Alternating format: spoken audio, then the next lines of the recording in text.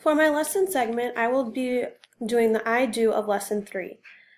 The lesson objective is when prompted, students will write a short autobiographical narrative about their life and include an exposition, conflict, and resolution as measured by having 2 out of the 3 correctly identified in the sequence. The assessment is students will construct an autobiographical narrative about a meaningful personal event that includes an exposition, conflict, and resolution. For the I do part for modeling this, I will start by giving an example of my own personal narrative. So I would start by reading that to the class. In 3rd grade, my dad picked me up off the bus with my brother and said we were going to the Humane Society to pick out cats since we have been wanting pets so badly. Previous to going, my dad printed out a sheet with 2 twin cats on it, and me and my brother fell in love.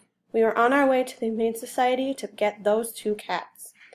As we walked in the door, we noticed one of the twin cats was being adopted that very moment. I was heartbroken, and so was my brother. We were so set on having those 2 brothers together at home with us. I looked around at the other cats and saw a spunky black cat with bright green eyes. We brought the 2 cats together in a room, and they played together nicely. I fell in love with the black cat, and we took them both home to live with us.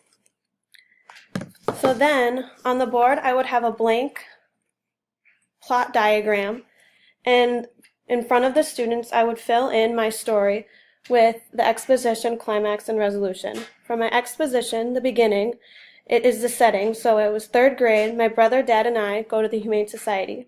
Rising action is we had previously picked out 2 cats that we were going to get there. The climax is my conflict, where we walked in and one of the cats was being adopted that we wanted. My falling action is that I found another spunky black cat that I liked, and our resolution is we took them home and we were very happy. Then I would ask the students if they agree with my example of the choices that I chose. Then the students will put together their own personal narrative on a plot diagram before putting it together into a short story.